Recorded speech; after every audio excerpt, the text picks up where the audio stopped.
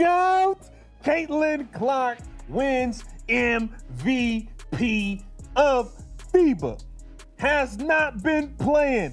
Fresh off of injury, shows up and wins MVP. We gotta break this thing down, man. Welcome to Keep the Vision. Make sure you like, comment, subscribe, share the channel, hit that bell notification, and hype the video. Caitlin Clark. 8 months off the court, coming back from injury, playing in unfamiliar lineups with a coach who kept benching her for Chelsea Gray and Angel Reese. None of it mattered. Caitlin Clark just walked into the FIBA Women's Basketball World Cup qualifying tournament in Puerto Rico and walked out with the MVP trophy. And the reaction from her critics, exactly what you'd expect. Talk about greatness. Talk about it. Let's take a look, man. Caitlin Clark, it's official tissue, y'all. Y'all know what it is. It's official tissue. We don't gotta play games. We don't gotta speculate. Caitlin Clark is the MVP of the FIBA tournament in her debut on the senior national team. What we talking about? Y'all still trying to start Chelsea Gray? Y'all still trying to start Chelsea Gray? What we talking about? Caitlin Clark, the GOAT. You did your big one. They can't stop you. They can't stop you, mama.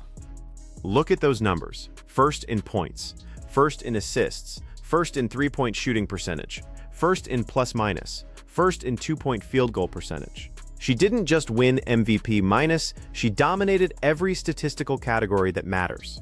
This wasn't a popularity contest or fan voting, this was pure performance. And she did it averaging 11.6 points and 6.4 assists per game, while leading Team USA to a perfect 5-0 record. But here's what makes this significant beyond the trophy itself.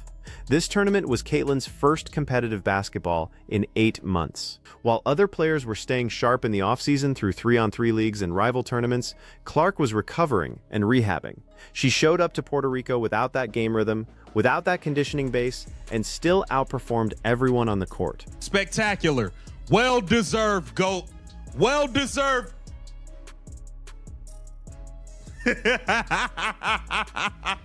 The face of basketball, men, women, children, everybody included. This is the face of the sport. The face of the sport, man. MVP. This is spectacular. This is awesome. Wow. The real MVP. That's the real MVP, y'all.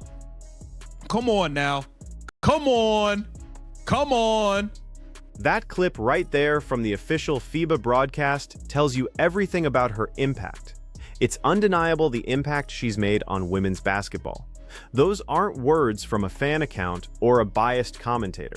That's the official tournament recognizing what everyone watching already knew. And notice what they emphasized. Her debut with the senior national team resulting in a double-double with both points and assists.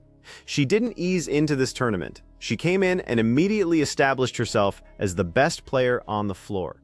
Now let's talk about what happened during this tournament that most people missed. Coach Cheryl Lawson made some questionable lineup decisions. Chelsea Gray started every single game. Angel Reese got starting minutes before Clark in multiple games. There were stretches where Caitlin was playing small forward, a position that makes zero sense for her skill set. These weren't strategic adjustments. These looked like deliberate attempts to limit her impact, to make her prove herself in uncomfortable situations. First in points, first in assists, first in true shooting percentage, first in plus minus, first in two-point field goal percentage. Caitlin Clark doing what the GOAT does. Get this CBA signed, because this is just the beginning. This is just the beginning. We gonna kick a lot of you-know-what. We kicking ass and taking names this season. We taking names this season. Caitlin Clark is going for MVP of the WNBA. Of the entire WNBA. We had an op, Scott Agnes. Hey, man, you did some funny stuff last season with your reporting. I just got to keep it real. I have not forgot about some of the stuff you did. It is what it is. But he did put out there Caitlin Clark named MVP of the FIBA. First in points, first in assists, first in true shooting percentage, first in plus minus, first in two-point field goal percentage. Read those statistics again and remember the context. She achieved these numbers while playing out of position, while coming off the bench in games she should have started. while dealing with rotations designed to showcase other players. Imagine what those numbers look like if she's actually used correctly from the beginning. This is the pattern we saw throughout her rookie WNBA Season 2. Coaches and executives making decisions that seemed designed to humble her, to prove she wasn't special, to demonstrate that the league didn't revolve around her. And every single time, she responded by putting up numbers that couldn't be ignored. That's not luck, that's not media hype, that's genuine, undeniable talent. This is why they don't like us, y'all. We get to talking like this. This is why all the CC haters hate us. This is why they say we are bad for the game and all of this stuff, all of that nonsense. Because when we pop it like they can't pop it. We talk that talk. CC is the GOAT. We've been telling y'all, and it is what it is. Caitlin Clark is the MVP of the 2026 FIBA Women's World Cup. How about that? We had Kara Lawson trying to bench the girl. They putting her in with all these funky, funny lineups. They keep starting Chelsea Gray every game. They got her coming up. They had Angel Reese start a damn game before. Paige Becker started before. Shit, they might have put me in a game. Pardon the language. They might have started me in a game. Here's where this gets interesting for the upcoming WNBA season.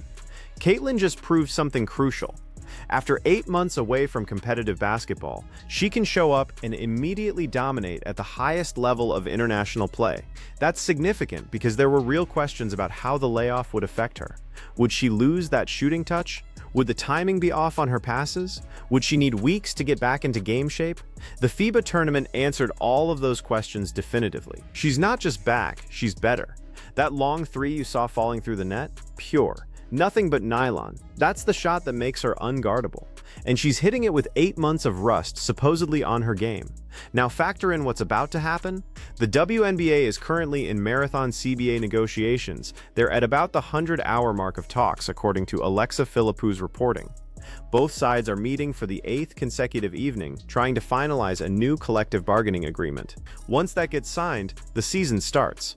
And Caitlin Clark is walking into that season with fresh legs, renewed confidence, and an MVP trophy, proving she's the best player in women's basketball right now. And play games and act like you don't know, but deep down, you already know what time it is. Now, the latest on the CBA scoop. Shout out to Alexa Philippou. She said we're at about the 100-hour mark of these marathon WNBA CBA talks. Both sides are meeting this evening, the 8th in a row, as they work toward a new agreement. Now, we need this agreement signed ASAP.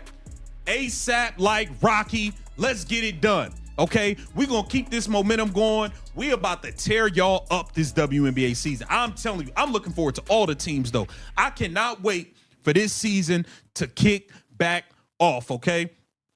Caitlin Clark is about to do it to him. The Indiana Fever are about to do it to him. Stephanie White, all you got to do is stay the hell out of her way. Just stay the hell out of her way. Think about the position this puts the Indiana Fever in.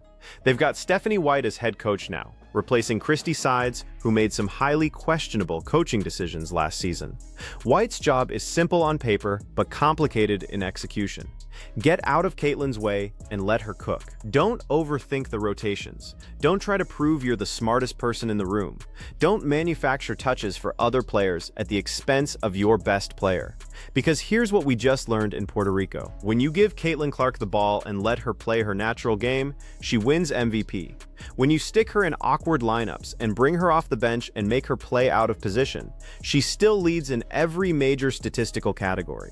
So what happens when you actually build an offense around her strengths? What happens when the plays are designed for her instead of adapted to include her? The Fever were a playoff team last season despite the coaching chaos, despite the targeting from opponents, despite the media circus, despite everything working against them. They made the postseason. Now imagine that team with competent coaching, with Caitlin coming in fresh and confident, with a full training camp under the new system. That's a championship contender. Let's take a look at the man. Listen. I don't even want to take a look at nothing else. Sign the CBA. Caitlin Clark is the MVP. Okay? They tried to hold her back. They tried to hold her down. You can't stop God's work. It was written. She's the chosen one. Okay?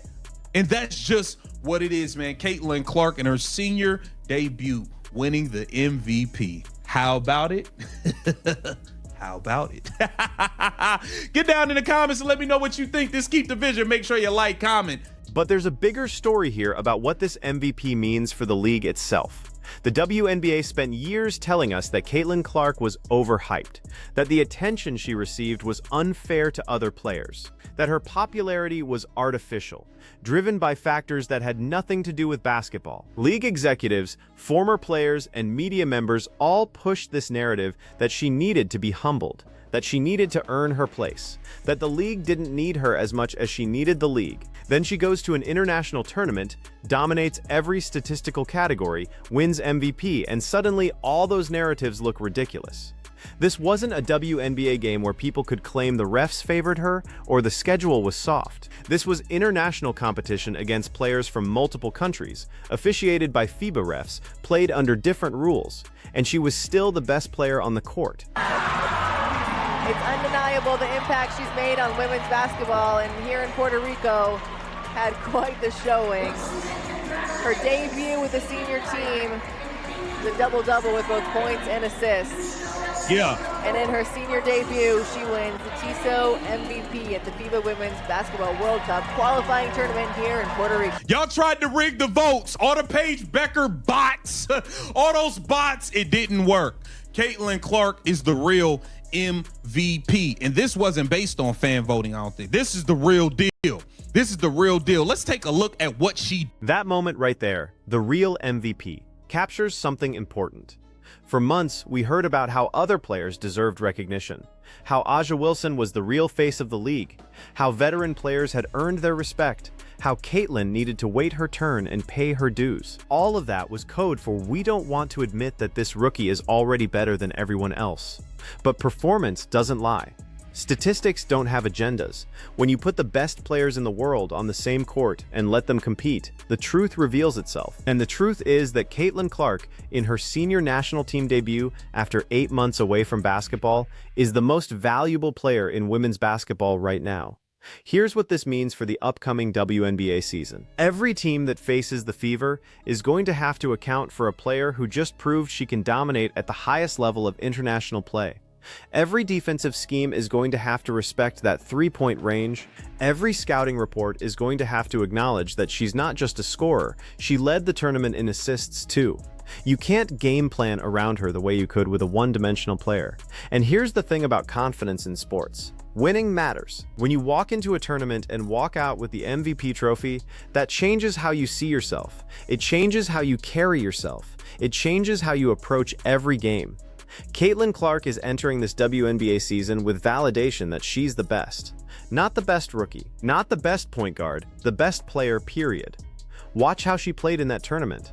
The decision-making was elite, the shot selection was mature, the passing was creative but controlled. This wasn't a player trying to prove herself. This was a player who knew she belonged and played with that confidence. That version of Caitlin Clark is terrifying for WNBA defenses. Now let's talk about what the haters are going to say, because you know they're already preparing their responses. They'll point out it was just a qualifying tournament, not the World Cup itself. They'll mention that some top international players weren't there. They'll find ways to diminish this accomplishment because that's what they've done at every step of her career. But here's what they can't explain away. She was first in points, assists, shooting percentages, and plus-minus. Not second, not top three, first. In every category that measures basketball excellence, she led the tournament. You can't spin that. You can't contextualize that away. You can't claim it was a weak field when she outperformed every other player who showed up. The WNBA season is about to start, and Caitlin Clark just sent a message to the entire league. The 8 months off didn't slow her down. The questionable coaching decisions didn't stop her. The attempts to humble her didn't work. She's coming back better than she left, with an MVP trophy and the confidence that comes from dominating international competition. So here's my prediction for this season. Caitlin Clark wins WNBA MVP, not because of popularity, not because of media attention, because she's going to put up numbers that can't be ignored, just like she did in Puerto Rico. The Fever make a deep playoff run, possibly to the finals. And by the end of the season, all those people who spent last year trying to diminish her impact are going to have to find new talking points. Because you can't argue with performance, you can't debate statistics, and you can't deny that the player who just won MVP at the FIBA World Cup qualifying tournament after 8 months away from basketball is exactly who we said she was all along. The best player in women's basketball and the future face of the sport. The question isn't whether Caitlin Clark is great anymore. Puerto Rico settled that debate.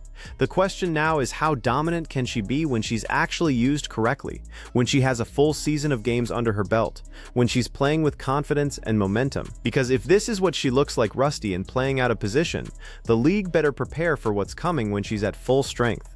So drop a comment and tell me, is Caitlin Clark winning WNBA MVP this season, or am I crazy? Because after watching her dominate that FIBA tournament, I don't see how anyone stops her. Hit that subscribe button if you want more WNBA coverage, and let's see if this season lives up to the hype. The MVP just proved she's ready. Now it's time for the league to catch up.